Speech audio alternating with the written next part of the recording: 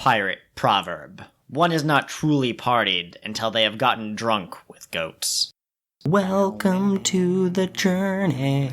Welcome to the crew. We think we're pretty funny, and we hope that you will too. This is the opening song to season 2. It's where the journey really starts because we've made it out of East Blue. We've got our snacks and we've got our friends. Now it's time to discuss the anime that never ends. Yeah! Start the show! Hello, fellow adventurers of the Grand Line. Welcome to episode 48 of King of the What Now, the first episode of season 3. Yay! This is a podcast where we discuss the anime One Piece. And I'm Joel. I'm your host, a longtime fan, captain of the ship, and also an adorable goat. And I'm Curtis, the co-host and One Piece novice. And I was going to kill him, but he's too cute of a goat. I can't kill him. And hang on, my extra sixth goat sense is telling me that there's another presence that we haven't felt in some time. So I must prepare the ritual. Yes, this pudding is lukewarm. It will do perfectly. Baba baba baba. Baba baba baba. Baba baba baba. Come, apparition, and join us on the podcast. Hello, everyone. I'm Kat. I'm the ghost on the podcast, and I was away on ghostly business. But the laws have been passed, the referendums have been discussed, and I'm here and ready for anime. Fantastic.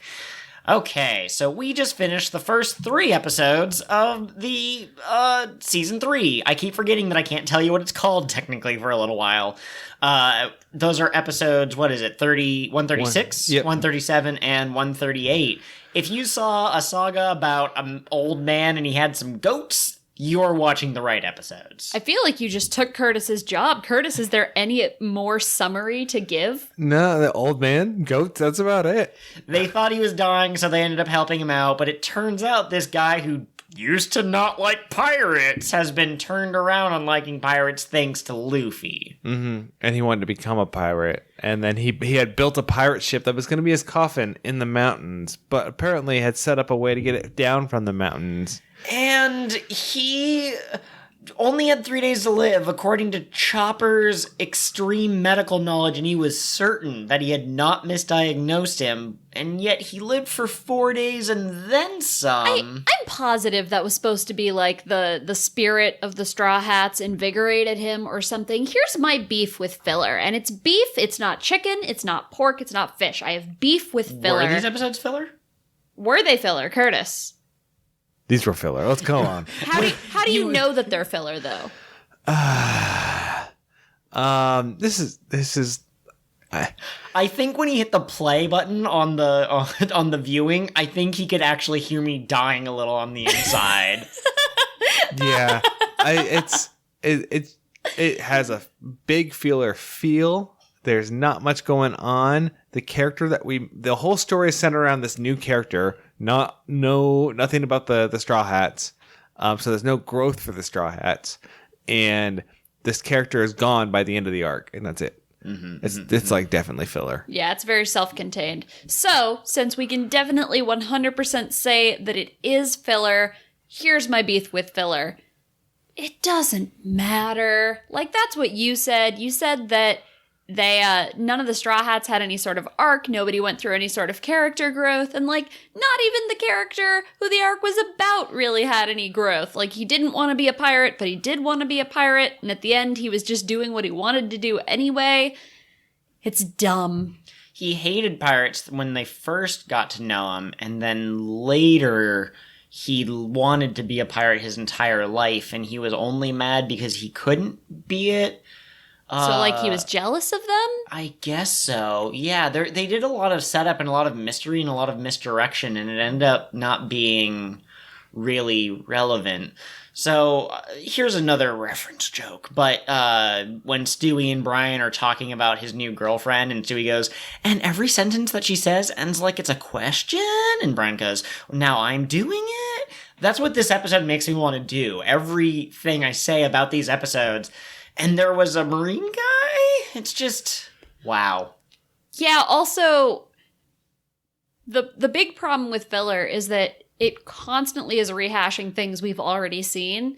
Like, every filler arc has a character who doesn't like pirates or isn't sure about pirates. This arc didn't have a child character, so that makes it top of the list filler. They went the opposite direction and got a man lying on his deathbed. Yes, but every filler arc does have cute animals, and this arc had them in abundance. I think the goats were probably the best part of these 3 episodes. Yeah, no, the goats were pretty good. They were really the only good part about these episodes. They briefly lost the Going Merry. Oh, in a high-stakes chess match? Yeah, apparently Nami couldn't beat him, and then Robin beat him really fast. And then they were okay. So that's the contribution that this arc contributes. We now can power scale Robin's intelligence against Nami's intelligence. There we go. Or chess playing abilities. I mean, if want to get super specific. Strategic mind. Okay. Yeah. So, Joel, please tell me this is the last of the filler. Like, are we done now? Yeah, there's no more filler in the rest of the One Piece series. That's not at what all. I meant. I meant, are we moving on to canon things next episode, or do we have more filler to come? I don't think you can tell us that, Kat. Please. It's got to be a surprise. Look, I'm not going to tell you yes or no. What I will say is that my soul has more death that it can undergo before we can finally see the sun again. Okay, so I guess, because would you guys say that there was a lot to discuss about these episodes specifically? No, I could briefly talk about the fact that I like Zenny's backstory. I like the idea of him being a moneylender for pirates, because if you think about it, pirates have to finance stuff, but nobody is going to lend them money. So I do like the fact that he is the one person who is doing it. You like this brave old man? Okay. Yeah. No, I feel like they could do a podcast episode on this, on like an economics podcast. Shout out to Planet Money. Curtis likes your show. He wants to be on it. No, I don't want to be on it. What would I contribute to him?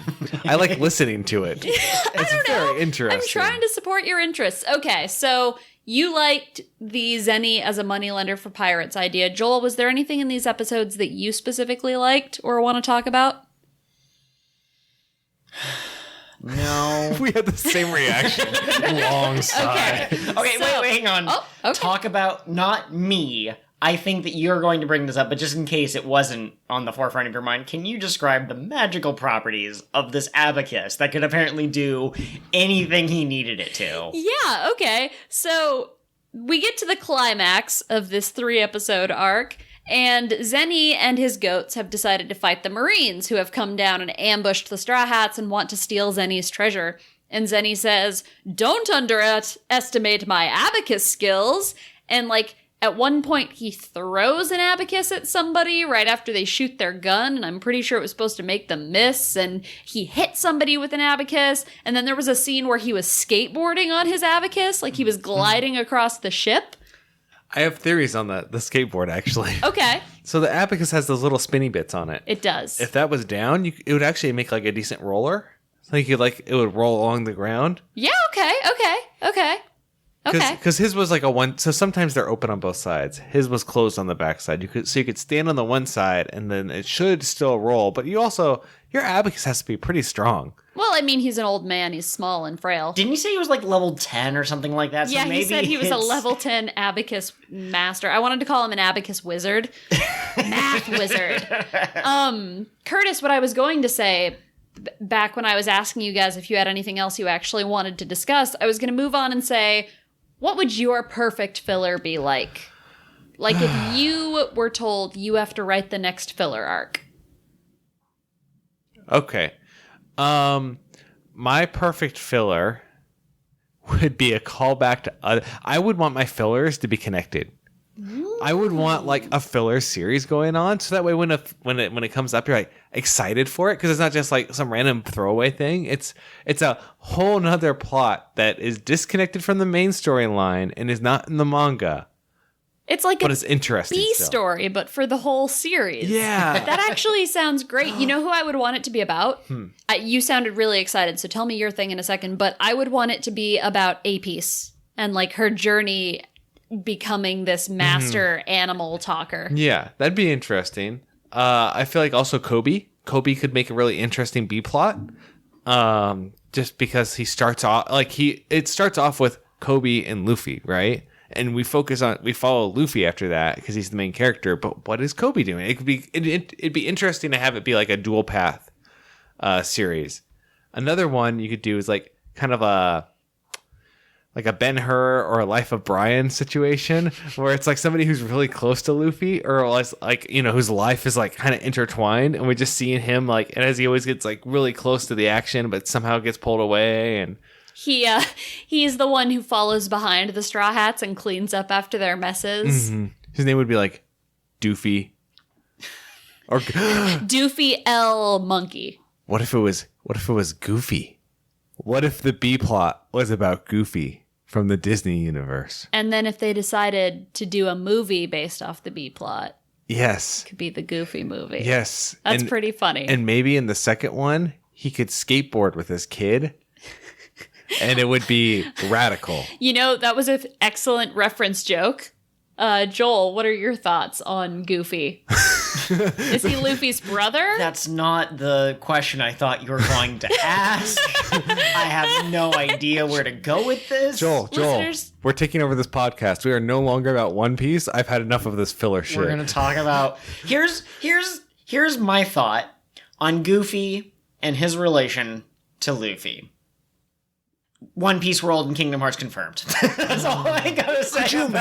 Could you imagine playing Kingdom Hearts and you get to the One Piece universe? That'd be so cool. Could you imagine freaking the organization shows up and they're like, King Mickey, we're here to execute you. 3-sword style. Shi Son Son. Except Shi Son Son is a 1-sword style move. The name of Luffy's whatever it's called Keyblade? is Ooflix. The one Oh, with his the X. nobody. Yeah. I've never played Kingdom Hearts because I thought they sounded Your dumb. nobody name is your regular name, add an X, and then anagram it. Like, or not anagram, but shift the letter. That's an anagram, isn't it? Yeah. Okay. I didn't know that. Kingdom Hearts games, super fun. The second one's much better than the first one. I have no clue what's going on with the plot. I just know they're bad guys. You go beat them up, you lock stuff. And It's my understanding that nobody knows what's going on with the Don't plot. say that. People are going to correct us and they're going to be like, excuse me, I understand it quite well. If you pay attention, supposedly it's easy to pay attention to. My thing is that I don't think they actually have an idea as to how the story is supposed to go, so they always add like a new thing, and then if you really think about it, doesn't that mess with the continuity from like 6 episodes or 6 games ago? I'm sorry, when you have two people who have the same name, but they're not the same person, but one of them pretends to be that person, and then he's actually named something else, but then like it's like a shadow of him. I'm sorry, it gets a little confusing. It's a lot. It's convoluted. And they've had a ton of spin-off games, but the spin-off games are canon, some of them. And so there are people who are saying that, like, if you didn't play any of the spin-off games, there's no way you're going to be able to understand what's happening in 3 when it comes out. Well, yeah, there are some spin-off games, and they are canon. All games in the Kingdom Hearts series are canon. Yes. Okay, I thought maybe there was 1 or 2 non-canon ones, but they decided they were going to make one for like every freaking system out there, like for the mobile systems and that. And it's like, I didn't own all of those. I'm not going to go out of my way to I'm not going to buy these systems just to keep up with the game. I'm going to play the mainline ones because I have those consoles already. And it's just, yeah. Yeah, I do think that a Kingdom Hearts One Piece crossover could be kind of cool. Not with the Disney characters. The One Piece characters would replace the Disney characters.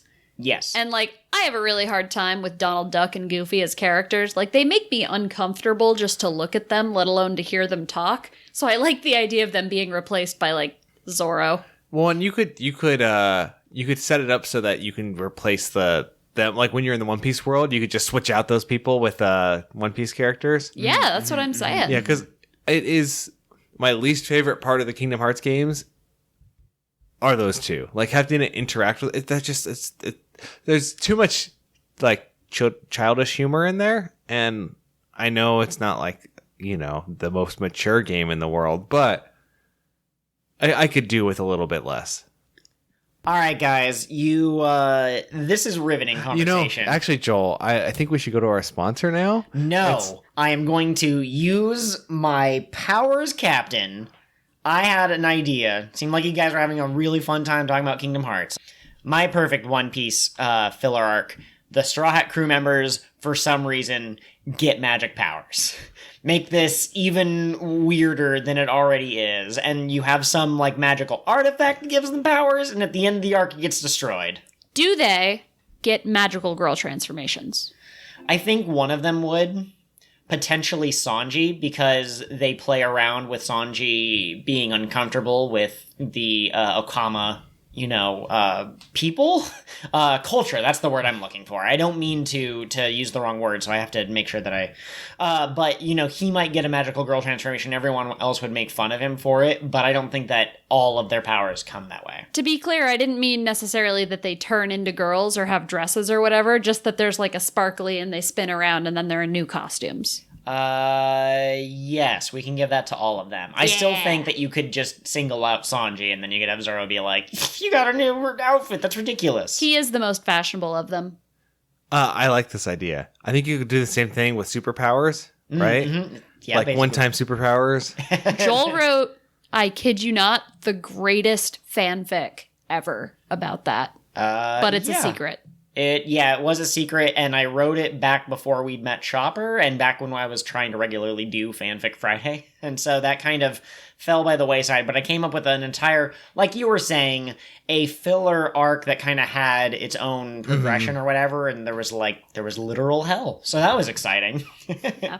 I really like the idea of a filler arc with continuity that, comes back, because at least then you feel like something is happening, right? The problem with filler as it currently stands is we don't care, we're just getting through this and it's a slog. But if you had recurring characters in your filler, then at least you would be like, oh, it's them! We get to spend time with them again, and that would be cool. Joel, I'm curious, in your magic one, what would be the different powers you would give them? Would they be themed, like they all get an elemental magic, or would they be different? I mean, my favorite thing is to give people elemental magics. Anyways, that would be kind of cool. You'd run out of, you have the 4 basic elements, and then some places have wood as a 5th one or spirit or something, but there's currently 7 Straw Hat members, so you'd have to get a little creative with what those elemental powers were. Also, would the bad guys have magic? I would assume so, and then they would need their own kind of unique thing. This is where that abacus wizard comes back into play. Perfect. Math magic. I think it'd be funny if you gave them powers that were like abilities that other people had on the team. Okay. So Nami becomes rubber and Luffy gets really good at cooking, which would actually be a horrible idea. He'd get so fat. He'd be constantly cooking himself food. I am Megalo Luffy. And he's jiggling and big and bouncy. Interesting. Yeah, another thing too, when I was saying, they could get magic powers, what about an arc where one of the crew members gets transformed, I don't know, into a talking duck, and they have to go to the place in order to undo it, and the entire time Zoro's just in the background? If only I could carry swords, but I'm stuck in this duck form. You have it be Nami, and then you can do a Swan Lake thing. Okay, I am unfamiliar with Princess Tutu. Okay. I'm still unfamiliar. It's the one where she's a swan and a duck. There's a swan that becomes a person, but she can't have feelings for people because she's a duck. That's how I've always understood it. That was how it was explained to me in high school, and I haven't changed I haven't been educated otherwise since. That's basically it. Go see a ballet. Get some culture. Other than anime, which is very cultured. Sometimes, I think the reason why we're having such a hard time focusing, we bring up the Keyblade thing and we start talking about these what if scenarios that's more or less just us writing fanfic on the fly. I think it's because it's difficult for us to consume so much anime, and I believe that we do in fact have a product that will help us with that. Don't we, Catherine? Yes, this is very exciting. So we got a sample of this in just last week, and I've been keeping it all to myself because it's so good, you guys. But it's called Anime Speed Juice. And essentially, you drink down some of this anime juice, and it gives you the energy you need to binge like 200 episodes at a time. Like, so many episodes. I've watched so many episodes of anime this week. I forgot to go to bed most of the nights, but it's fine. I got a lot of anime watched. Okay, and how do you feel now? I would like to have some more, actually. Okay. Like, I'm having a really hard time looking at your eyeballs because there's no anime in there, and also, like, your mouth is moving so slow when you talk. It's like, wow, wop, wop. Interesting. Do you want to try some? I thought you said that you were hoarding it all to yourself. I'll let you have it. That's all right. You can be test subject 0. Okay. Curtis, what do you think? Well, last time I was over at your guys' place, there were you had 6 TVs set up in the same room. Okay, yeah. Have you just been watching 6 episodes at a time? Well, no. I mean, yeah, but no, not of the same anime. Because that would be ridiculous. You'd have to keep track of where each one was in relation to each other. Yeah, I have a different anime on each TV. Okay. So, and different genres too, because we have to have one TV for the shonen, because battle shonen is very important to me. And then we got to have another TV for shoujo, and then we need like a TV for JoJo. For JoJo. Bizarre Adventure, That's right? a shonen anime, but yeah, it needs its own TV because it's so good. Petition to make it its own genre, but then you've got like the magical girl show, and you've got the card game show, and I need my 6 TVs. You only listed 5. Is the 6th one Edamame? Wow. Reference joke to your own thing. I will say there are a few small side effects, very small, and I don't think anybody needs to worry about them, so I'm not going to list them if that's cool. Let's go ahead and list them. In the name of full honesty. Can you can just hand me the list and I'll read them off. Okay. All right, I'll just kind of like slide it over. Okay, let me see what this says. I think you have time to watch one more episode of anime really quick. Shit, Wow. you're right. Okay, so it says side effects may include social exclusion, overabundance of anime knowledge, sleepless nights. I think you're just describing being an otaku, but go on. Okay, we got irregular bowel movements. That's unfortunate. What else do we have on here? Heart palpitations. Okay. Consult your doctor. Let me look at this. Consult your doctor if you think that you might be an anime character. That's interesting. Guys, Yeah. I'm back, and I just realized Yeah. I'm gonna be king of the pirates. Are you really king of the what now? King of the pirates? Oh, that's Okay. awesome. Hey, Kat, where did you get this? What do you mean? Where if one were to buy anime juice, where would you go? Well, our very kind sponsor, he is a gentleman in a trench coat, and he lives just down the lane, I think. It's not really a lane, it's more of an alley, and he's kind of at the end of it. But if you go, he'll give you a free sample, and then you can just come back and buy more. Okay. Yeah, folks. I think we're gonna take Kat to the doctor. We'll be back in a bit and continue this episode. Maybe don't buy this product for a change. Anime juice. Are we legally allowed to say don't buy this? I guess we could just not get paid. So, yeah, we'll be right back. All right, and we are back. How are you feeling in your ephemeral form, Kat? I'm feeling pretty good. I think I'm done with the anime speed juice for good. Okay. That's too much power for one man to handle, or one ghost. Mm-hmm. So I'm just one episode at a time. Okay. I'm gonna take this out of your hand then. Actually, Wait, that's actually my water, and I'm gonna keep it. Oh, It's just you sure? water. Okay. It's fine. Okay. Okay, so we were discussing our perfect filler. Yes. I don't think you answered. I did not answer. So, like I said before, I've actually participated in Joel's Fanfic Friday, and I pitched an extension to the AP storyline that I would have loved to see made real. Other than that, I liked what Kirby.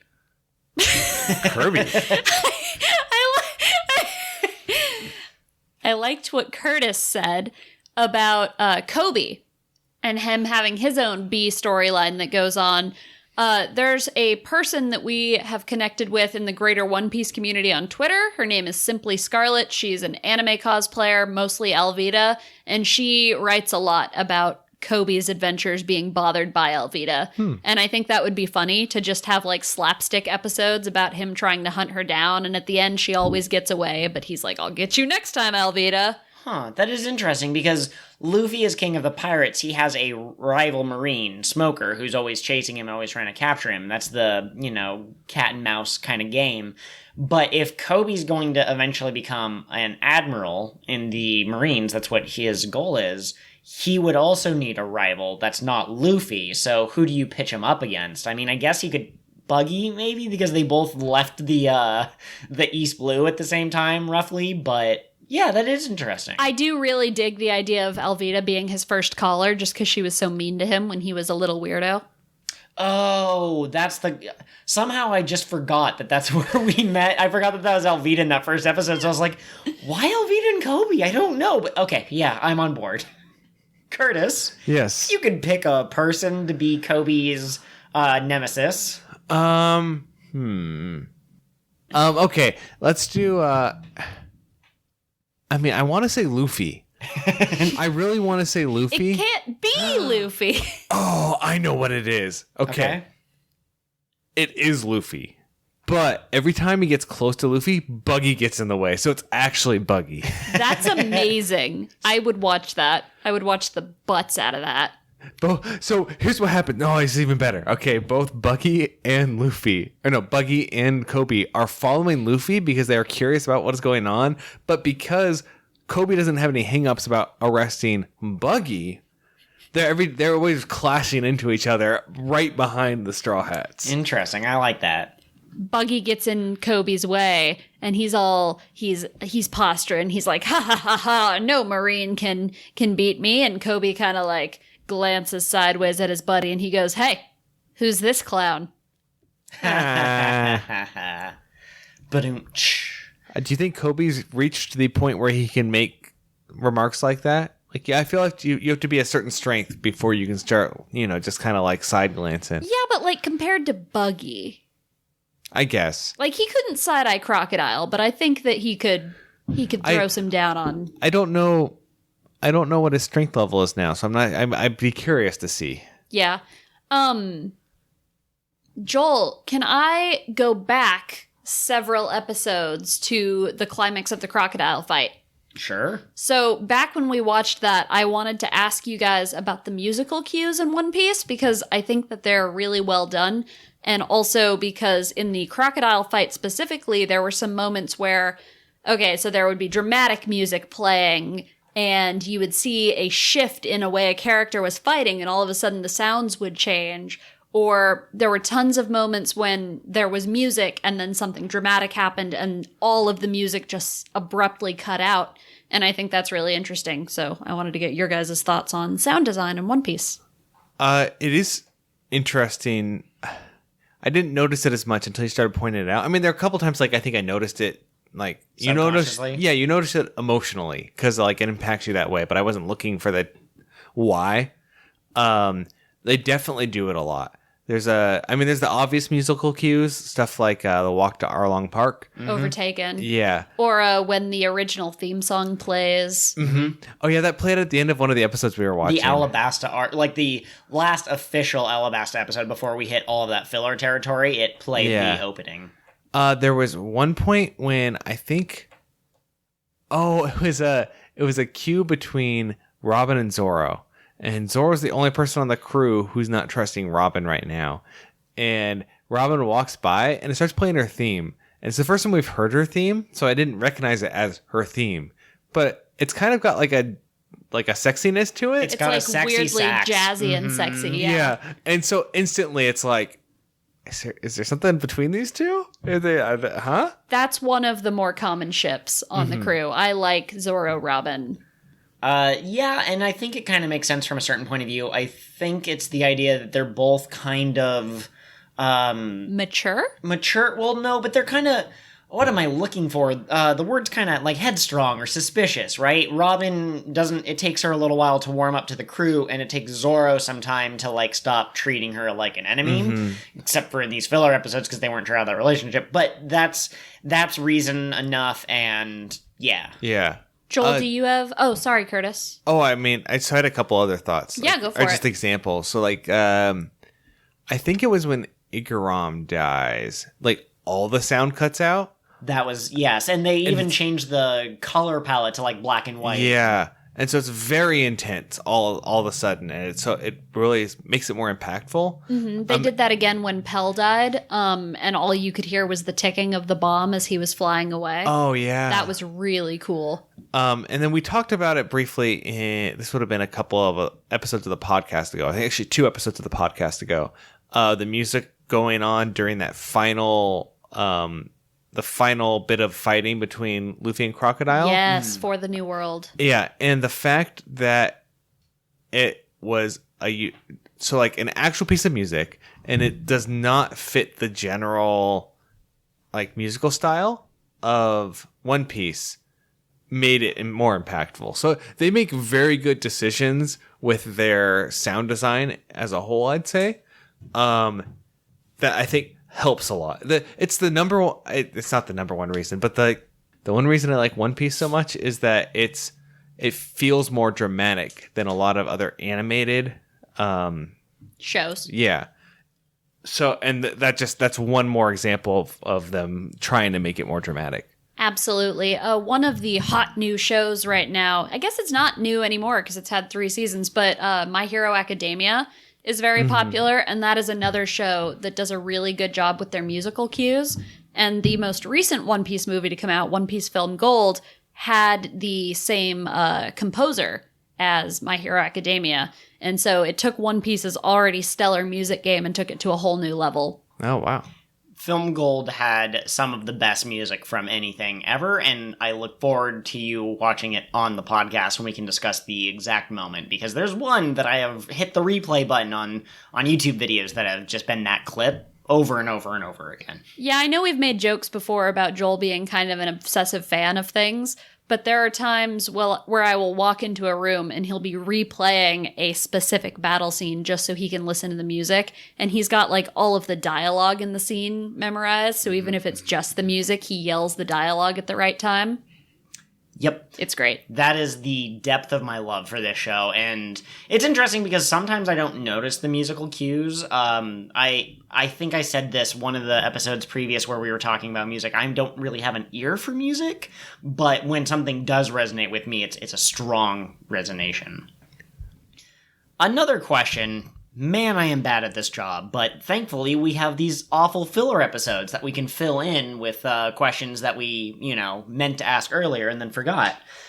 Quite early in the show, I asked you what you thought of Luffy, Curtis. I asked if you thought that Luffy was the sort of man who could become king of the pirates, and I don't remember the exact quote, but it was something essentially like, you were expecting someone more ruthless when you're thinking of the king of the pirates. Mm-hmm.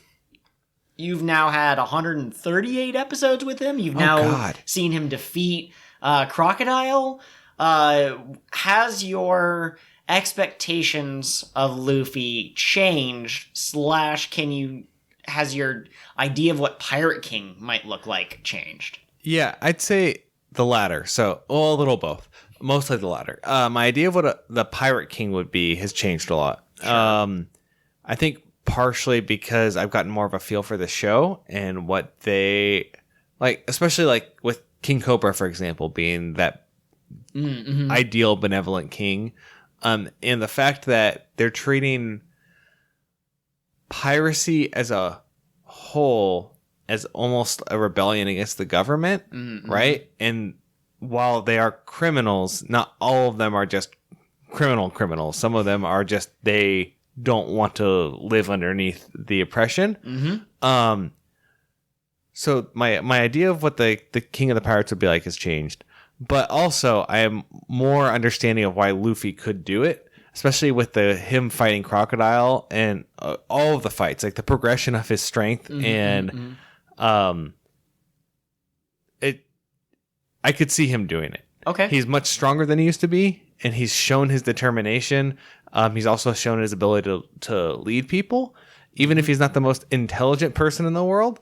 Or at least he's like accidentally intelligent sometimes, right? Yes. He's got that battle sense that all shonen protagonists seem to have. He's got the battle. Oh, sorry. Oh, I was just gonna say the same thing, basically, that he can get a sense for an opponent and he can figure out how to fight them. He's got a battle sense, he's got an emotional sense, and he's got that determination. And those are three distinct pieces, but they come into play in different ways. And as we all know, he's a master at psychological manipulation, which I think is a must-have for a pirate king. Mm-hmm. Yes, I think that's a combination of the understanding his opponents and then also being kind of weirdly intelligent in ways you wouldn't expect. Also, luck seems to be coming into play in certain places. It's very fortunate that, I don't know, that Robin happened to not have the best intentions of supporting Brokeworks, and she happened to be around when he was defeated, so she was able to fish him out. And there's more examples that I can't think of off the top of my head, but it's interesting. He happened to run into, like, the world's best doctor on Drum Island and the world's best cook on the... Right when he was looking for a doctor, too. Mm-hmm. Like, that's just cool to me. For me, I think Luffy's most kingly quality is his ability to get people to follow him, and we've had lots and lots of examples of that by now, so... Mm-hmm. I'm definitely feeling those Pirate King vibes. Mm-hmm. Yep. I think, too, the fact that we see this show through his point of view helps us kind of understand him. Like, when he struggles, we see him overcome that, I guess. And probably the first time I asked you this question, Curtis, it was too early and he had not truly struggled, because it takes a while for bad guys to show up who actually slow Luffy down. For the most part, it's check out how awesome I am. And then I think, like, Arlong is kind of the first moment where you go... Are there people that are Luffy level in this world? Okay. Yeah. Well, and even Arlong, I mean, he was at around the same level, but it didn't feel like the same struggle, right? Mm-hmm, I don't feel like we had a struggle really until Crocodile. Crocodile was the first one where he failed. He's our first big bad. Yeah. Absolutely. I have a soft spot in my heart for Crocodile. He is a lot of firsts for the series, and it was good. The whole arc was good. The fight was amazing. I'm happy that we're moving on, but I'm also going to miss it just a little bit. I definitely missed it today. so much filler. How many episodes of filler did you guys watch? Was it 8? 8 total. We watched, I guess, behind the scenes.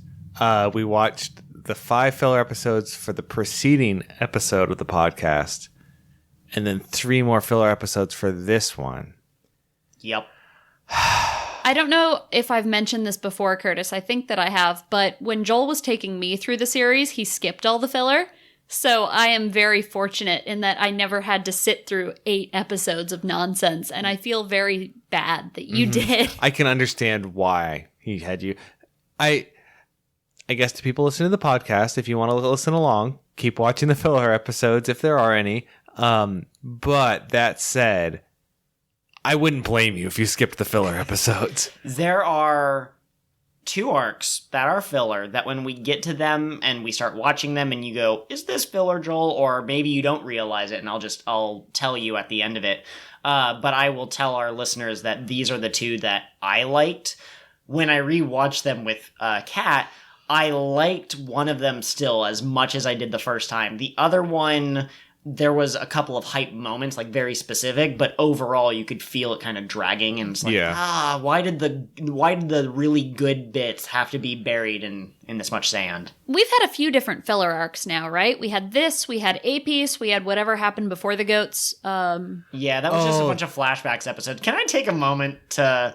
Okay. We played this game, Curtis, you and I, where I used to ask every episode, do you think these episodes are filler? Now we've gotten to the point where you bring it up if you say, this feels like filler. There is a certain type of filler in One Piece that is just blatant filler, where it's not going to fool you even for a second, and oh my god, the flashback episodes. There's an arc where Luffy jumps to land somewhere, and then there's 5 episodes as he's like slowly soaring across the sky of, I remember when I met Zoro and it's literally the first episode when he met Zoro again, with like a brief flash to Mihawk. It's bad. Have fun with that. But what I was gonna say was we've had a couple of filler arcs, and I was just wondering, like, how would you guys rate them? Which one is your favorite filler arc so far? That means I have to Remember them? Yeah. Well, so the 5 episodes, the last 5 episode Flashbacks. Yeah. Yes.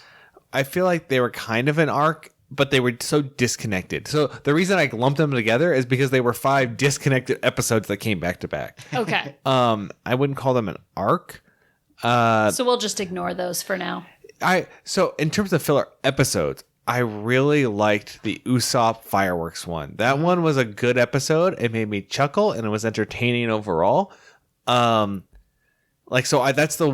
literally out of the last 8 filler episodes we watched, that's the only one that I really enjoyed watching it. The Zoro one was okay.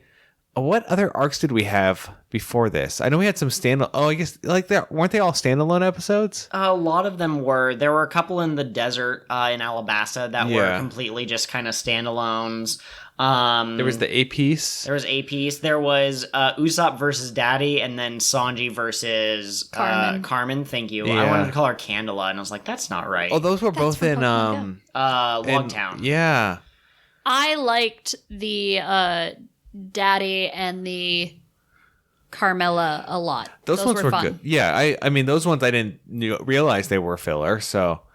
Well, one of them was directly written by Oda, as we discussed when we reviewed those episodes, but the Carmen one, I think, was completely brand new, and it was fine. It had a little bit of problem with rehashing the Helmeppo, or the all blue stuff. It was like, hey, do you remember this? Do you remember this? Yeah. Well, and then they made it... that one kind of broke the canon a bit because they were like, oh, look, this fish came from that scene. This fish came from that... No. I think... So I was having this thought back when we originally discussed it. I think what happened was they were like, we caught this fish in this sea and we shouldn't have been able to. And that was the proof that Sanji needed that the all blue is somewhere and that the fish got into the sea by swimming through it. But if the all blue is where all of the fish gather, then why can't you just say that Logtown is that place? And I mean, maybe you only had 2 out of the 4 fish, so maybe it doesn't technically count. But I think what Curtis is saying, and I kind of agree, is it feels like, man, you came awfully close to finding the all blue this early in your journey. Imagine if he had just found his dream. All right, you guys, I'm off the ship now. Good luck. Carmen will be your chef. Wow, that would be weird. Another question. Well, really quick. I liked the A-piece stuff. I know a lot of people are like, oh, that A-piece, but I thought her relationship with her dragon was cute. With her dragon and being the little sister to Luffy. Yeah. Yeah, that was great. You missed it because you were away on ghostly business, but those 5 episodes that we just finished watching, there was one, and it was Usopp and a young girl, and we decided that we liked her better than the other young characters from the other filler children because she felt fleshed out. Yeah. I would say, I don't remember much about A Piece, but I do remember liking her relationship with Luffy. They fit well together. But as a standalone character, the one in the Usopp filler was better. I see what you're saying. Yes. Okay, so I'm going to move on to my next question. We have finished 2 seasons, 2 sagas. We have seen many girls. Who is best girl at this point in the series? That's a difficult question. I mean, what? We talked about it in our Straw Hat Talks, which is available for our patrons. But I don't know if we talked about it on mic. Oh, can I give the same answer I did? Yeah, go ahead. Okay. Oh, I forgot her name. Crap. No, I remembered her name in that one. Okay, pause. Okay, so I think the way Joel phrased the question to me was between Nami and Robin or Vivi as a secret 3rd option, and I came up with Terracotta, the secret 4th option. That is Igaram's wife. And Joel was like, she's married. I was like, I can take care of that. Okay. Igaram's been killed once already. I can do it. Poor Igaram. Don't do that. Joel, out of all of the many girls we've seen, who would you want to call best girl? We haven't seen enough of Robin. If I were to vote for Robin, I'm not saying that I would, but if I would, it would be because of future moments in the series. She is calm, cool, and collected, seems like. A nice alliteration there. But I think that I would... When you say... If I were to be able to date one of these 2D girls... Robin has more appeal to me over Nami because I can see Nami being a little bit more abusive, kind of, or a little bit more needy and demanding and punching you in the shoulder when you didn't do what you wanted. Yeah. I will say, when I date people, I like their personalities to be more three-dimensional. You know, like... You don't want a flat personality. Yeah. Yeah. Interesting euphemism, but let's roll with it. Let's go on. Vivi also is very, very good. You know, she is a good girl. Tashigi is amazing. Alvita would be too self-centered, so she is immediately out. I liked Carmen a lot. Carmen's pretty good. How about Miss Merry Christmas, Joel? You know, Wink, wink. She was just a little bit too energetic for me. I don't think that I would be able to keep up with. You're so I want polite. it now. You ba. Kat, how about you? Best boy. Crocodile. Okay, that was fast. Okay, so let me back up here. Crocodile is a bastard man, so I can't in good conscience call him the best boy. I don't think I'd actually want to date him in real life, because, you know, I think he'd be a little bit complicated. Smoker is really high up there. I really like him as a character, and I think he'd be a good person to have around in your life. Coby is a pretty good boy, now that he's learning to be better.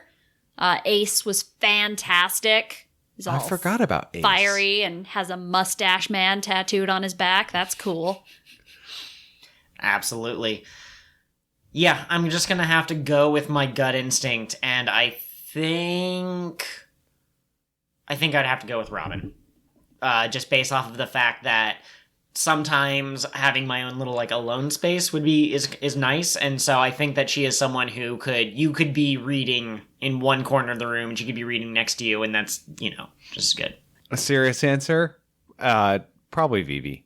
Yeah. I think Vivi's more my speed. Out of the I'm just doing the Straw Hats, right? So, and Straw Hats plus Vivi. So Fair enough. I was kind of saying you could pick out of any of the girls. You know what? I forgot one. You guys just got introduced to her. Hina. Oh, that's right. Hina's out. I can't deal with someone who talks in the third person. I forgot she did that. I just know she's got like the fun cage fruit going on, and Django's in love with her. And You know what would be hard about it? I would make the joke like, Curtis is upset about something, and she'd look at me and go, "Don't talk about yourself in the third person. Hina doesn't like that." Or Hina doesn't like that. that's perfect. All right. Do you guys have any other final thoughts that you want to share on these episodes? Curtis, predict for me right now. Ignore the fact that confirmed filler arc. In the actual saga that we're in the middle of, there's gonna be a certain bad. You might say a big bad. Bigger than the smaller bads. Interesting. Okay, I want you to commit right now. Call the shot. Roll a 20-sided die. What type of villain? Not like swordsman or breathes fire or that sort of thing, but what sort of threat are they going to represent? Okay. I think they will be more closely affiliated with the government and not going rogue. Okay. Because Crocodile was employed by the government, but wasn't working for the government, right? Okay. I think this next one is going to put them into direct conflict with the government, because we've already set up that the government doesn't like the Straw Hats. Uh-huh. They see him as I don't want to say like a threat to their legitimacy, but like undermining their authority. Uh-huh. And I think it would be very interesting to go, now that we've started that dynamic, to have him interacting with some of them directly. I also was going to say someone affiliated with the government. Mine was a Demon Commander Marine. Demon Commander Marine. Interesting. What does that look like, personality-wise? He is a really big dude, kind of like Axehand Morgan. Like, he's a bit of a tyrant, but not to his own men. He just destroys pirates really ruthlessly. And maybe he has big demon horns. That'd be cool. He could have the epithet No Mercy. Oh, I pretty like good. that. So what I more meant was not necessarily their affiliation, although I really like that answer, but I was thinking, like, are they going to be smarter than Crocodile? Or are they going to have more resources than Crocodile? Or are they just going to be a really big dude who's good at punching? Or are they really fast, you know? I mean, they would have more resources. Okay. You mean like what type of fighting they're going to do? I guess. Yeah, I don't know exactly how to phrase the question without giving examples from other villains in the series. I'm going to say better resources. I don't want to say smarter than Crocodile, because Crocodile had a very convoluted, like, and well fail-safed plan. Yeah, I think I'm able to read your mind right now. So you could imagine a threat that represents the largeness of the government in terms of how far its power can reach, and so he might command giant units, and maybe the people in each of those, squads aren't necessarily super strong, but there are so many of them that even Luffy would be like, Yeah, but I mean, still, it's going to come down to like a one-on-one fight between Luffy and someone, just because that's the way this anime works. Yep. So the person's going to have to be very strong too. I think they will be, whereas Crocodile was like a slippery opponent, right? Like he was really relying on the fact that people couldn't punch him. And then when that failed, he did have a couple fallbacks.